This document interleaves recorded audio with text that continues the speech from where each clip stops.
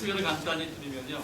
저는 80년대 초반에 고려대학교 축산학과에서 석사학위를 받고 미국에 가서 미네소타 주립대학에서 관측학적 영양학 분야에서 박사학위를 받았습니다. 93년도에 박사학위를 받고 한 1년 반 동안 포스트닥을 거친 후에 1995년도에 다이아몬드 리사에 입사해서 지금까지 약 17년 동안 연구개발, 기술 지원 이런 쪽에 또 신제품 개발 분야에서 일을 해오고 있습니다. 세어보니까 제가 고향을 떠난 지가 한 25년 전쯤 되더라고요. 제가 금년에 50입니다. 보니까 제가 한국에서 생활하는 게 절반, 미국에서 생활해온 게 절반. 그래서 오늘 아주 오랜만에 우리말로 강의를 하게 되어서 아마 좀 더듬는 부분도 있고 여러분들 들으시기 좀 불편한 부분이 혹시 있을지 모르겠는데 양해해 주시기 바랍니다. 지난 몇 년 전에 저희 회사에서 함께 개발한 XPC라는 제품을 이번에 한국 시장에 소개할 수 있는 기회가 돼서 너무너무 반갑고요. 특별히 오늘 제가 드릴 말씀의 내용은 저희들 사료회사나 또 이 축산업계에서 종사하시는 분들이 대부분은 영양 쪽에 관해서는 저희들이 많이 듣고 잘 알고 있는데 면역적 부분은 여기 몇몇 분 수의사 선생님들 몇 계신데 그런 쪽에 계신 분들 제외하고는 면역 쪽이 너무 이렇게 익숙하지 않았던 것 같아요. 저도 몇 년 전부터 이제 이런 분야를 공부를 해오고 있는데 쉽지 않은 분야지만 가능한 대로 제가 여러분들께 잘 설명을 드려보도록 하겠습니다. 두 개의 강좌를 제가 할 텐데요. 첫 번째 강좌는 먼저 XPC가 어떻게 작용하는지 그 작용 기전을 첫 시간에 말씀을 드리고 두 번째 시간에는 XPC를 통해서 가축들에게 첨가를 했을 때 어떤 효과를 거둘 수 있는지 그 부분을 두 번째 시간에 통해서 말씀을 드려보도록 하겠습니다. 우선 영양은 저희들이 잘 알고 있듯이 전통적으로 영양을 통해서 영양소를 공급을 통해서 고기나 우유, 계란, 동물성 식품을 생산하는 데 필요한 그런 영양소를 공급을 해오는 것을 저희들이 잘 알고 있습니다. 최근에 알려진 것으로는 이런 면역 기능 개발 또는 유지를 위해서도 저희들 동물들이 섭취하고 있는 영양소의 상당 부분이 사용되고 있는 것으로 알려져 있습니다. 그렇기 때문에 이 동물성 식품의 생산에 필요한 영양소와 또 면역 기능을 위한 그런 에너지나 영양소 요구량 이것들을 잘 균형을 맞춰야지 건강한 동물 또 동물의 생산성이 훼손되지 않게끔 저희들이 사료를 개발을 할 수 있을 것 같습니다. 이 도표는 여러 가지 영양소들이 어떻게 면역 체계에 미치는지 영향을 미치는지 그 관련성을 보여주고 있습니다. 여기 영양소의 대부분은 비타민과 미네랄 성분이긴 하지만은 그 외에도 아미노산, 기능적인 아미노산 또는 오메가3 지방산 또는 기타 여러 가지 첨가제, 항균제, 항균제, 프리바이오틱, 유기산, 또 기타 여러 가지 대포경 물질 등등 많은 수의 영양소들 또 사료에 첨가되는 그런 첨가제들이 면역 기능에도 영향을 미치고 있다는 것을 저희들이 기억할 필요가 있겠습니다. 여러분들도 잘 알고 계시겠지만 다시 한번 정리하는 의미로 도대체 면역의 기능이 어떤 역할들을 하고 있는지 한번 살펴보도록 하겠습니다.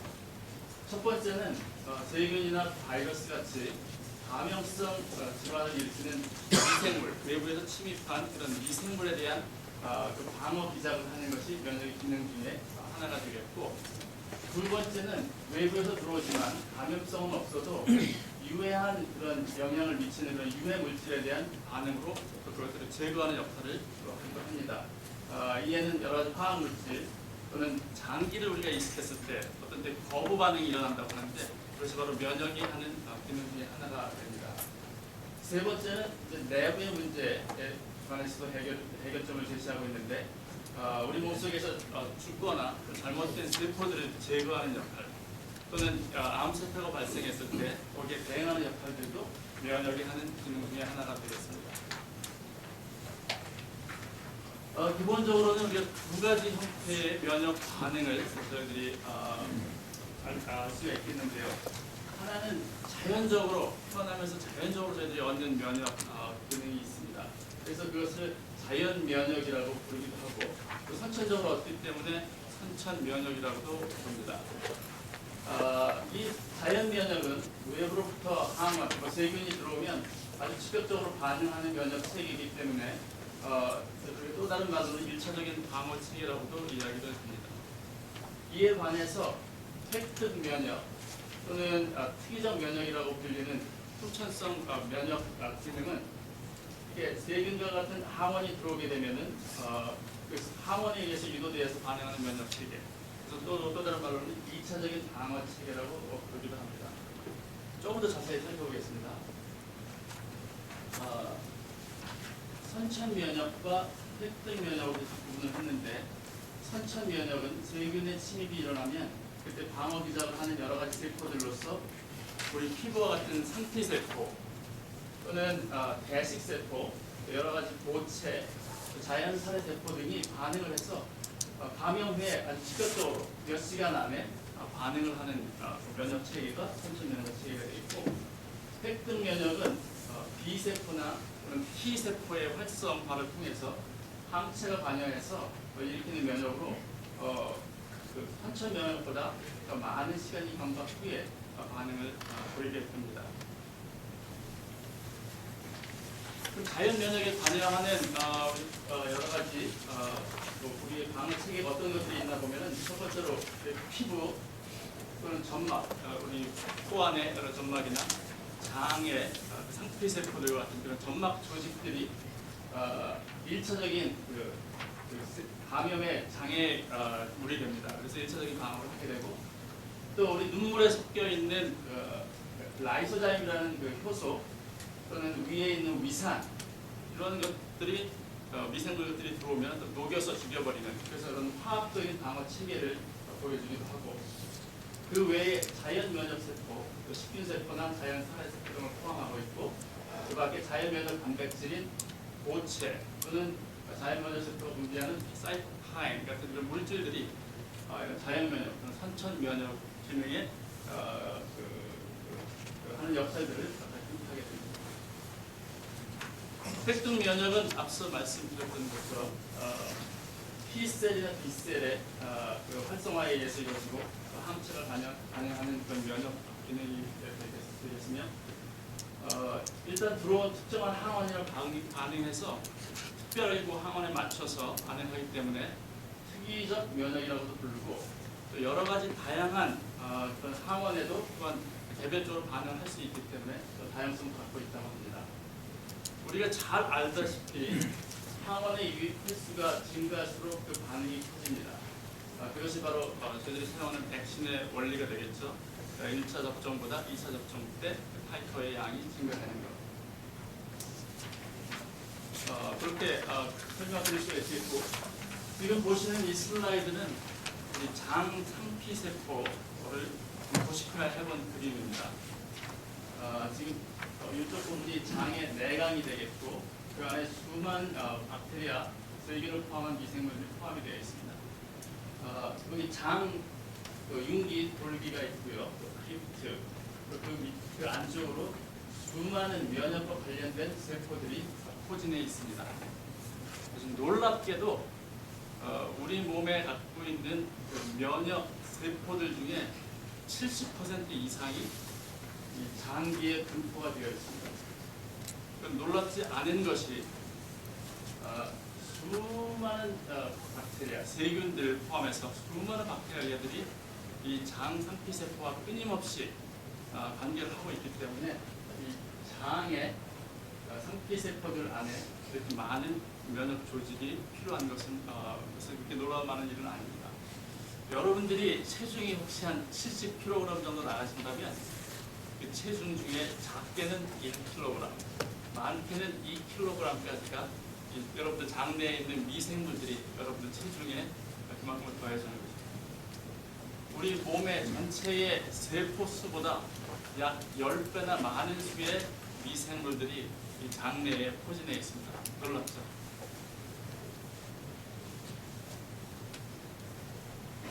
지금 보시는 슬라이드 조금 복잡해 보이는데 이 슬라이드 굉장히 중요합니다. 제가 물 한 잔 마시고 보겠습니다.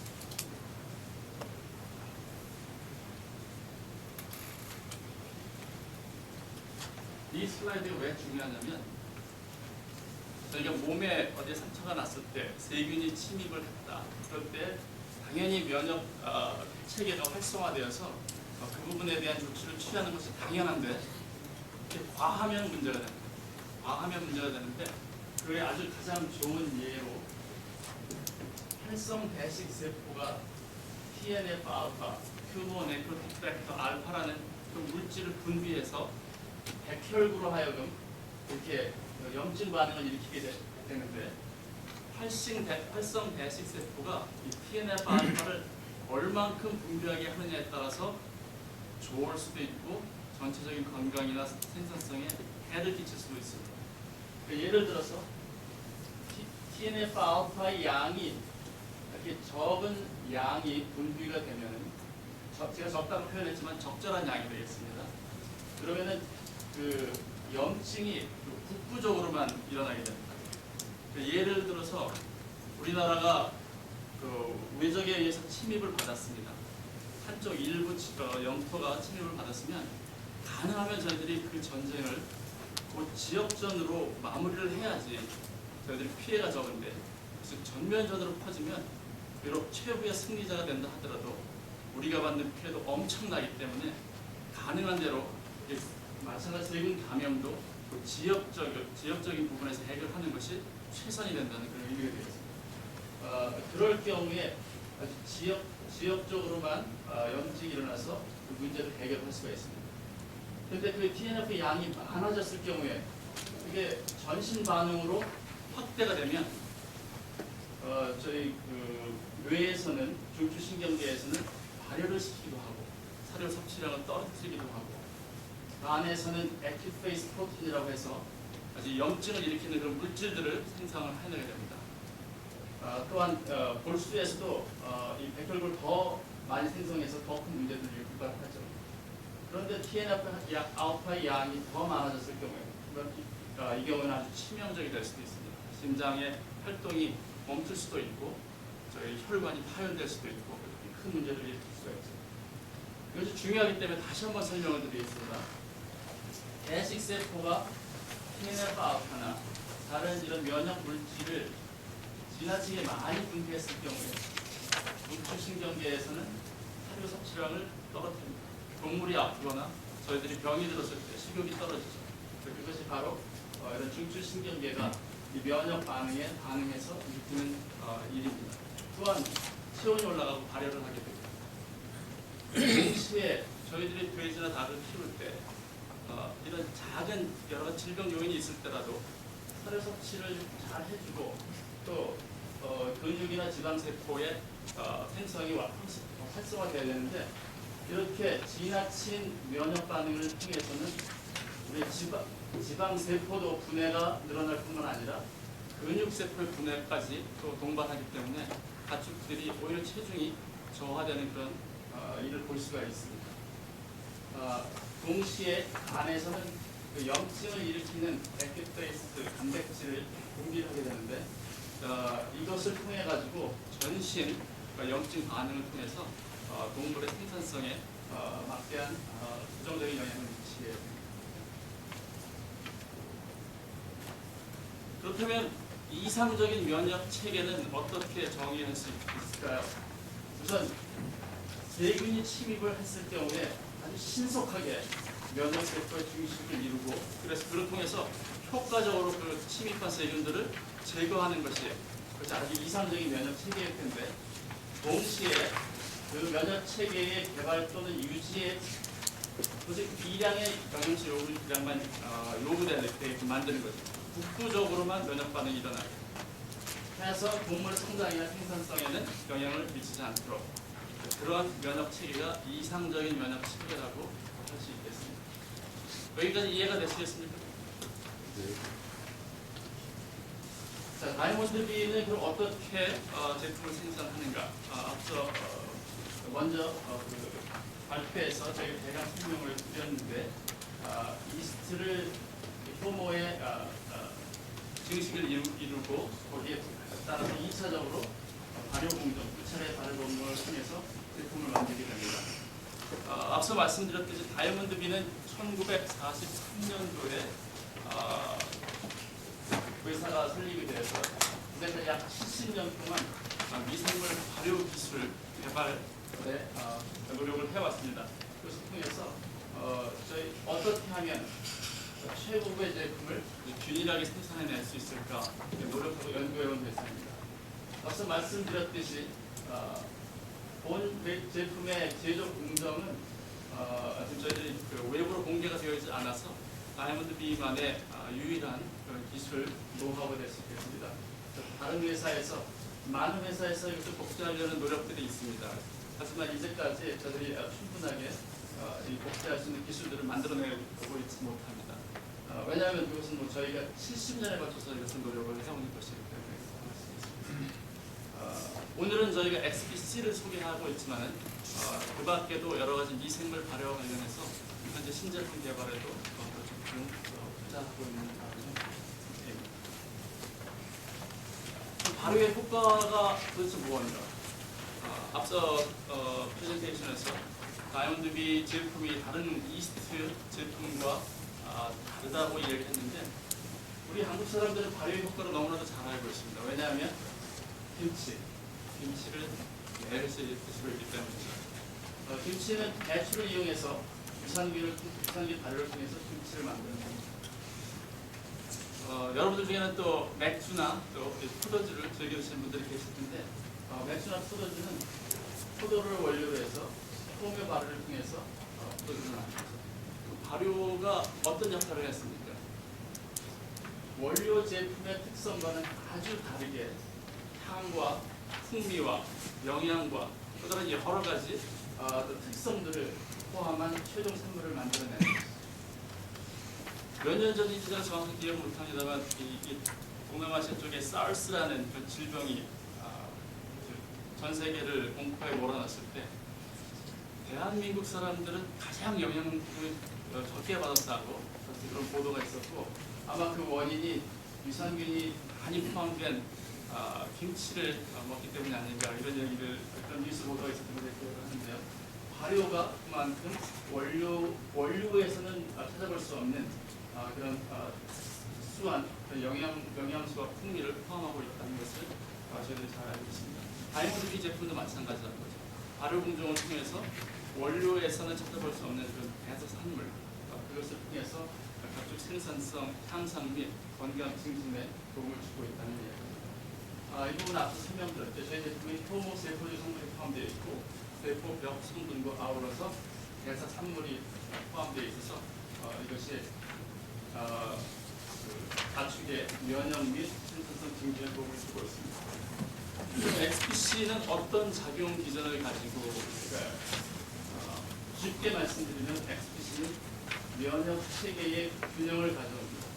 여기서 말씀드리는 균형은 국부적인 면역 기능과 전신적인 면역 반응 그 부분에 있어서 균형을 가져온다는 말씀이 되겠습니다. 그래서 조금 이따가 자료를 통해서도 설명을 드리도록 하겠습니다. 또 그 유효 성분은 고유의 발효 공정을 통해서 생성된 각종 생성이 구성되어 있고 그래서 저희 XPC가 면역 세포들의 생성에 유지에 또 그리고 장내 미생물의 조성 변화에 영향을 미치고 또한 장의 형태 및 건강에 긍정적인 영향을 미치는 것을 보여드리도록 하겠습니다. 우선 XPC가 갖춘 면역에 미치는 영향으로 첫 번째 2008년도에 학회에서 보고된 내용인데요. XPC를 자연 살해 세포의 그 살균 능력을 어떤 영향을 미치는지를 실험을 해서 보았습니다. 그때 여러 가지 면역 지표가 되는 CD69나 CD25의 그 양을 측정을 했는데요. XPC를 첨가했을 경우 자연 살해 세포의 살균 능력이 유의적으로 증가하는 것을 보여줬습니다. 다시 말씀드리면 자연 살해 세포는 그 선천 면역 반응을 일으키는 세포이기 때문에 이 결과를 통해서 XPC가 선천 면역 반응, 특별히 자연 살해 세포의 살균 능력을 증진하는 증거가 된다고 말씀을 드릴 수가 있겠습니다. 두 번째로는 이제 인터페론 감마 많이 들어보셨죠? 인터페론 감마의 생산인데 백혈구들이 여러 가지 면역적인 반응에 도전이 오면은 인터페론 감마라는 물질을 생산하는데 이 물질 또한 염증을 발현하는 그런 물질이 되겠습니다. 네, 여러분들이 XPC를 첨가했을 경우 이 인터페론 감마의 양이 현저히 감소되는 것을 보여줍니다. 다시 말씀드리면은 XPC의 첨가를 통해서 항염 작용을 일으킬 수 있다는 거죠. 제가 오늘 보여드리는 여러 가지 형태의 면역 기능에 대한 반응을 보여드리고 있습니다. 세 번째로는 또 다른 그 면역 반응을 일으키는 요인이 산화에 의한 세포들의 손상인데 이 실험에서는 적혈구와 백혈구의 세포 손상을 가지고 실험을 해봤습니다. 과산화수소는 아주 잘 알려진 산화를 촉발하는 그런 물질인데요. 대조구에 비해서 과산화수소를 첨가했을 때 산화의 손상 지표가 굉장히 많이 증가가 되었습니다. 그런데 XPC를 첨가했을 때는 이 산화에 의한 손상이 줄어드는 것을 볼 수가 있었고요. 백혈구에서도 마찬가지로 과산화수소에 의해서 세포의 산화에 의한 손상이 증가가 됐는데 XPC를 첨가했을 때 유의적으로 그 손상이 줄어드는 것을 볼 수가 있었습니다. 그래서 적혈구를 이용했든지 백혈구가 됐든지 그 활성 탄소 중간체가 만들어내는 그런 산화의 손상을 유의성 있게 줄여줄 수 있다는 것을 또한 보여주는 그런 실험이 되었습니다. 강성한 능력이 또한 입증이 되었고요. 이번에는 배식세포의 활성이 증가되는 증거 자료를 또한 보여드리도록 하겠습니다. 이것은 양어 실험을 통해서 이루어졌는데요. 하이브리드 tilapia 가지고 실험을 했습니다. 8주 동안 사양 실험을 해서 총 216마리로 처리구당 6반복으로 실험을 했습니다. 무엇을 측정했냐면 배식세포들이 존재하는 곳에 여러 가지 세균들을 집어넣어줬고요. 처리 전과 처리 후에 얼마나 많은 배식세포가 이 유해균, 세균들을 섭취하고 있는지 유해균을 섭취한 배식세포의 퍼센티지를 조사를 해보았습니다. 첫 번째 바가 대조구고요. 나머지는 그 첨가량을 관리한 XPC의 수준이 되겠습니다. XPC의 수준을 증가시켰을 때 약 0.25 ppm까지 증가시킬 때까지 꾸준히 유해균을 섭취한 배식세포의 수가 증가하는 것을 볼 수가 있었습니다. 그래서 XPC의 첨가가 배식세포의 활성도, 선천 면역을 증가시킬 수 있다는 그러한 증거 자료가 있습니다.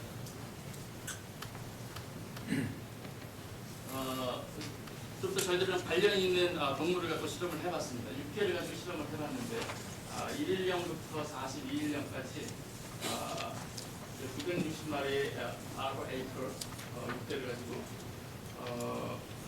처리구당 12반복, 4처리구 반복당 20마리를 가지고 실험했고요.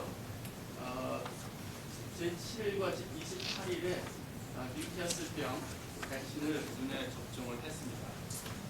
그 4처리구는 대조구와 3가지 수를 관리한 XPC 처리구가 되고 있고요.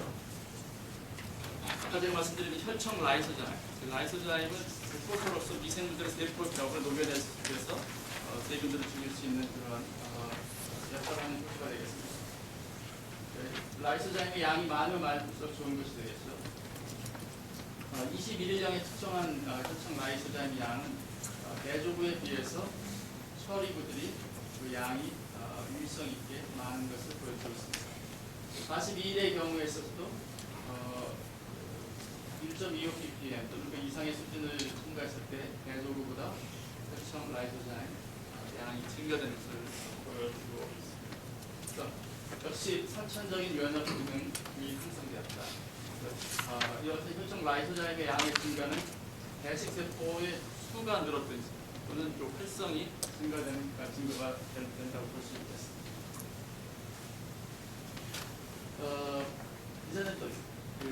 2차 면역에 관해서 백신에 반응하는 그 항체 타이터를 저희들이 조사를 해봤는데 말씀드린 대로 7일에 1차 접종을 했고 28일에 2차 접종을 했습니다. 대조구에 비해서 다른 처리구, XBC 처리구에서 타이터가 항상 높게 나타난 것을 보실 수가 있겠습니다. 그래서 획득 면역의 기능 또한 향상될 수 있음을 이 자료를 통해서 보여주고 있습니다. 이번에는 그 12장 내에 분비성 항체 IgA의 생산성을 같은 실험에서 조사를 해봤는데 21일경에 있어서도 그 XBC 양의 증가에 따라서 분비성 IgA의 양이 증가되는 것을 볼 수 있었고요. 역시 42일경에 측정한 조사에서도 분비성 IgA 양이 늘어났습니다. 그래서 굉장히 중요한 자료가 되는데요. 왜냐하면 이런 분비성 IgA가 장에서 분비됨으로 인해서 장벽을 보호할 수 할 뿐만 아니라 이 장 내에서 이것을 분비하기 때문에 거기서 세균 감염이 있을 때 독보적으로 문제를 해결하기 때문에 굉장히 중요합니다. 이것이 여러분들이 앞으로 자료를 보실 때에도 분비성 IgA의 양이 증가한다고 하는 것은 굉장히 긍정적인 반응이 된다는 것을 기억해 주시기 바랍니다. 그 정리를 해드리면 XBC는 항산화 반응에 긍정적으로 영향을 미쳐서 산화를 통한 세포의 손상을 막아주고 면역 조절을 통해서 선천적 면역에 관해서는 세포의 살균력을 증진시키고 획득 면역에 있어서는 항체 타이트나 분비성 IgA를 증가시키는 그런 역할을 XBC가 하고 있음을 보여주고 있습니다. 이번에는 좀 장내 미생물에 어떤 영향을 미치고 또 장의 그 상태에는 어떤 영향을 미치는지 한번 살펴보도록 하겠습니다. 돼지를 갖고 실험을 했는데요.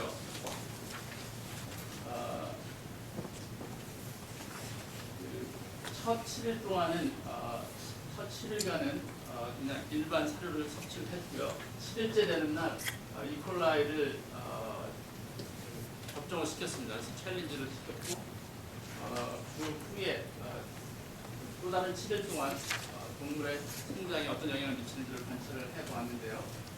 처리구는 세 가지였습니다. 대저구와 항생제 처리구, 이 경우에는 카바독스를 55 ppm 넣은 구가 있고요. XBC를 2% 증가하는 구로 나눠서 했습니다. 미생물 수를 보니까 락토바실러스죠. 그러니까 유산균 종류, 유산균 총은 대조구에 비해서 항생제는 그 양을 줄여두게 않습니다. 하지만 XBC는 유산균의 수를 유의적으로 차이가 없게 만들었습니다.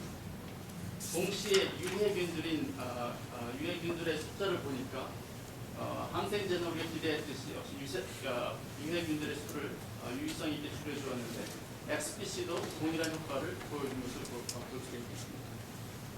이제는 우리나라에서도 항생제 사용이 제한이 되어 있겠지만 제가 간이동물뿐만 아니라 반추동물에 있어서 반추미 내에서도 항생제를 처리했을 때 유해균뿐만 아니라 유익균까지 제한을 하기 때문에 반추 발효 작용들이 상당히 제한되는 것을 볼 수가 있었습니다. 지금 이 자료는 다행히 XBC가 항생제 대체 기능을 할 수 있는 그 여지가 있음을 보여주는 자료 같은 거. 그래서 유익균 수는 유지하되 유해균 수를 감소시키는 그런 역할이 있음을 살펴보았습니다. 그 다음으로 장의 형태에 어떤 영향을 미치는지. 장의 형태는 굉장히 중요합니다. 왜냐하면 그곳에서 보호된 영양소가 흡수될 뿐만 아니라 많은 여러 가지 세균들과 장내에 포진한 면역 세포들이 서로 관계를 하고 있기 때문입니다. 이번 슬라이드에서는 양계 자료와 양분 자료를 동시에 보여주고 있는데 먼저 6개를 통해서 본 것을 보면 그 육모의 전체 그 볼륨을 측정을 해봤을 때 XBC를 처리한 구에서 유의성 있게 그 육모의 전체 볼륨이 양이 증가되는 것을 보여줍니다. 결국은 영양소가 흡수될 수 있는 능력이 향상된다는 것을 말씀을 하고 있고요. 양돈에서도 마찬가지로 그 육모의 높이, 키를 재봤을 때 항생제와 유사하게 또는 더 유의성 있게 육모의 높이를 증가시켜줬고 밀러스 픽트 레이쇼라고 하는데 이 부분도 항생제와 유사한 수준으로 증가시키는 것을 보여주고 있습니다. 그래서 장의 형태나 장의 건강에 도움을 줄 수 있다는 그런 결과 자료가 되겠습니다. 물고기의 장의 모양을 사진으로 찍은 것입니다. 대저구 물고기와 XPC를 첨가한 사료를 섭취한 물고기의 장의 육모도 있습니다. 대저구에 비해서 키도 더 크고 촘촘하게 그 육모들이 개발되어 있는 것을 볼 수가 있습니다. 그렇기 때문에 여러 가지 사료를 통하거나 세균을 통하거나 환경을 통한 스트레스가 왔을 때 이 물고기들이 생존율이 훨씬 높았습니다.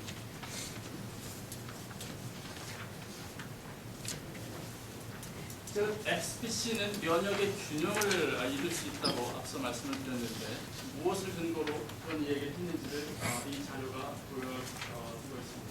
근데 이제는 가끔 28년 된 육계를 시리아 챌린지 한국 7일 후에 측정한 자료입니다. 먼저 혈청 내 IgG, 이미 혈청에 그런 면역 항체 양이 존재한다는 것은 전신 면역 반응이 일어났다는 이야기가 됩니다. 전신 면역 반응에 있어서는 대조구와 또는 처리구가 동등한 것을 보여주고 있습니다. XPC가 전신 면역에는 영향을 미치지 않는 것을 보여주고 있고요. 동시에 이 C컴의 분비성 IgA 양은 유의성 있게 증가시키는 것을 보여줍니다. 장 내에서 장 상피세포에서 항체의 양이 늘어났습니다. 그곳에서 현장에서 국부적인 면역이 증가됐다는 것입니다. 다시 말씀드리면 혈청 내의 IgG 전시적 면역 반응은 유발하지 않았고 분비성 Ig의 양이 증가함으로써 국부적인 면역 반응은 향상시켰습니다. 그래서 면역 균형에 증가를 미쳤습니다. 왜냐하면 이 전신적 면역 반응은 동물로 하여금 사료 섭취량도 떨어뜨리고 발열하게 하고 몸의 체지방과 체단백질을 분해시키고 생산성을 급격히 저하시킬 뿐만 아니라 많은 에너지를 그 반응에 소요하기 때문에 전신적 면역 반응을 반응하면 유발하지 않는 것이 좋습니다. 동시에 그러려면은 국부적으로 면역 반응이 충실하게 진행이 되어야 되는데 국부적으로 면역 반응의 향상에 유의적인 효과가 있음을 보여주고 있습니다. 이번에 돼지를 갖고 실험을 했습니다. 거의 동일한 효과를 보여주고 있습니다. 이번에는 플라스마에 있는 인터페론 감마, 아까 말씀드렸죠? 인터페론 감마의 양이 많으면 염증을 일으키고 그래서 전신적인 면역에 들어가가지고 많은 에너지를 소모한다고 말씀드렸습니다. 대조구의 경우에는 이 전신 면역 반응을 일으키는 플라스마 인터페론 감마의 양이 유의성 있게 증가가 되는데 항생제를 처리했거나 XPC를 처리한 구에서는 전신 면역 반응에 영향을 미치지 않았습니다. 하지만 이 장에 있는 장내의 인터페론 감마의 양은 항생제의 경우에는 유의성은 없었지만 숫자적으로 증가했고 XPC 처리구는 유의성 있게 증가로 보여주고 있습니다. 또 다시 말씀드리면 혈청이 아니라 혈장이 되겠죠. 플라스마니까 인터페론 감마에 영향을 미치지 않았습니다. 전신 면역 반응을 일으키지 않았지만 장내의 인터페론 감마를 증가시킴으로 국부적인 면역 반응을 증가시켰습니다. 그래서 면역 균형의 향상을 이룰 수가 있었습니다. 그것이 좀 쉽지 않은 컨셉트인데 어떻게 좀 이해가 되셨어요? 네. 감사합니다. 첫 번째 강의는 이렇게 마치도록 하겠습니다.